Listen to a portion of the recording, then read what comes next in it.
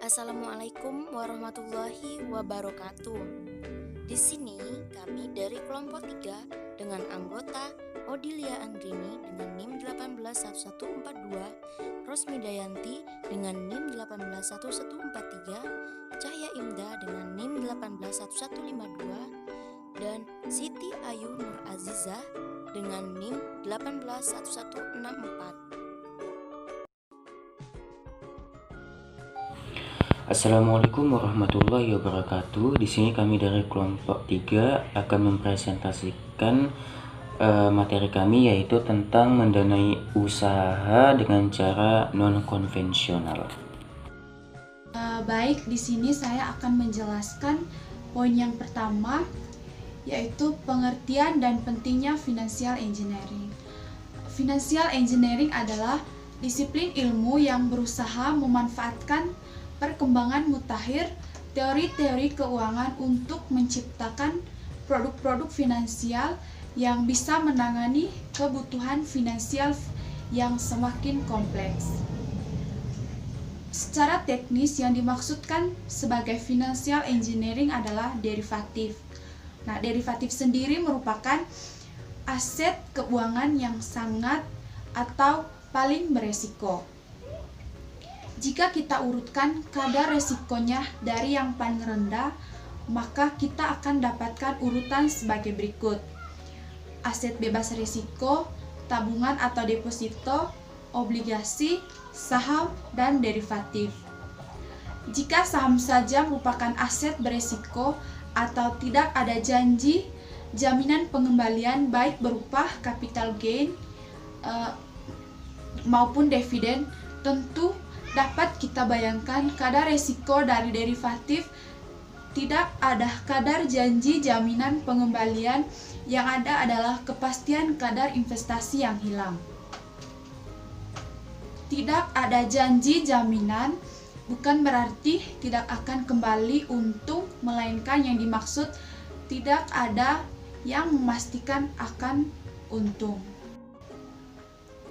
Yang kedua ada instrumen-instrumen financial engineering. Yang pertama ada option.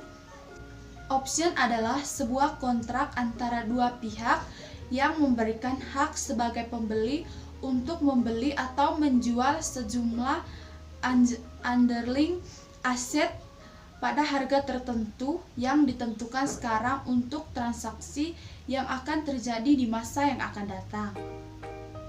Pengguna dari option adalah individu, bisnis swasta, dan institusi keuangan, di mana dalam melakukan transaksi atau perdagangan melalui seorang accredited derivative advisor atau penasihat derivatif yang terakreditasi. Yang kedua ada future. Future adalah kontrak yang memberikan hak dan kewajiban kepada pembeli untuk membeli atau menjual sejumlah underlying aset pada harga tertentu yang ditentukan sekarang untuk transaksi yang terjadi di masa yang akan datang. Yang ketiga ada forward. Transaksi forward adalah suatu transaksi atau kontrak pembelian atau penjualan suatu valuta asing lawan valuta asing lainnya pada tanggal valuta asing di masa yang akan datang dengan rate atau harga yang ditentukan sekarang atau pada tanggal kontrak.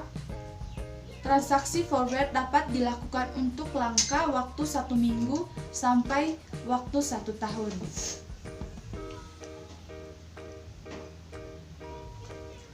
Dan yang keempat ada swap.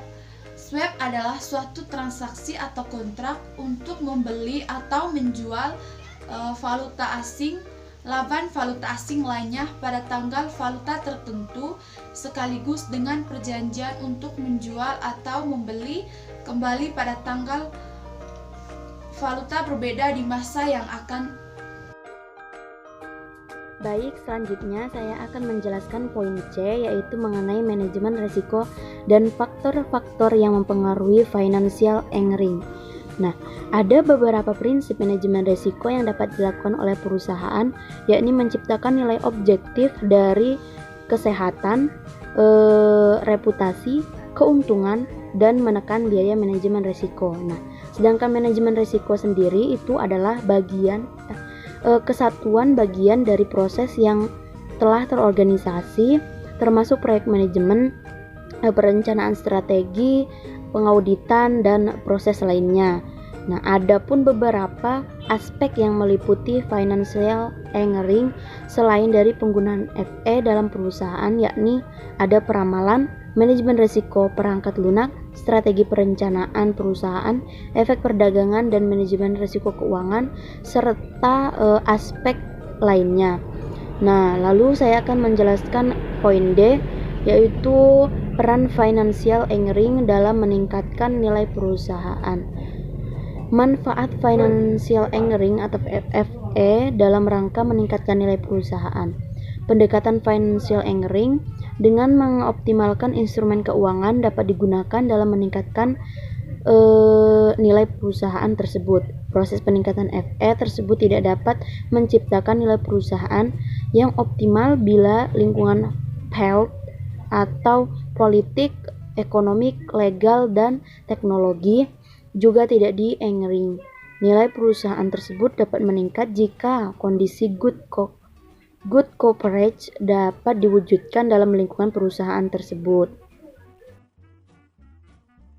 Baik, menyambung dari penjelasan rekan saya, di sini saya akan menjelaskan slide ke-7, yaitu berkaitan dengan cara-cara yang dapat dilakukan perusahaan untuk meningkatkan nilai perusahaan. Cara-cara yang bisa dilakukan oleh perusahaan untuk meningkatkan nilai perusahaannya diantara lain dengan cara political will, law enforcement, dan leadership. Lalu kemudian bisa juga melalui pendekatan FE pada kebijakan. Kemudian pada bagian selanjutnya itu melalui financial engineering yang digunakan dalam penciptaan atau mencari instrumen keuangan yang baru dan mencari strategi yang baru. Kemudian ada juga financial engineering yang digunakan untuk mendapatkan efek baru dalam proses atau merancang instrumen keuangan yang baru, terutama efek derivatif ya. Kemudian pada hal selanjutnya yang bisa dilakukan oleh perusahaan untuk meningkatkan nilai perusahaan yaitu mengakomodasikan bidang ekonomi dan manajemen keuangan. Lalu selanjutnya sumber pendanaan non-konvensional sebagai sebuah solusi dalam pembiayaan pembangunan.